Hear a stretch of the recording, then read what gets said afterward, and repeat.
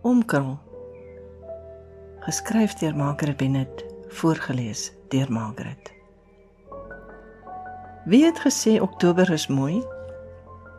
Al wat ek sien is stingels in slukwater, persslukke in gestopte verhemeltes, as die blom boontoe buur, om in een met son te dans.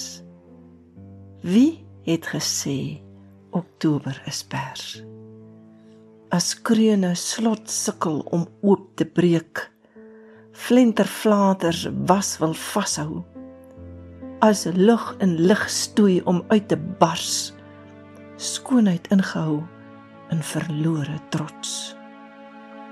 Oktober is voorhuismaand, reën ontwyk in gesogte geskape blom, wat namens die nooiens najaar roep, gou weer verval in kolle van pers, gehul in dringende kokon van goublom.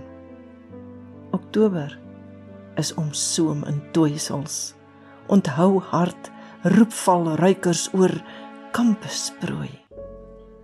Jou liefdesbloeisels was toe nog myne. Toe asyn in die kerel voorjaar knaksak kom, het my stom hart platbek gaan sukkel sit, soos die mooiste maand, omgekrul, omkom. Wie het ooit gesê, Oktober is mooi?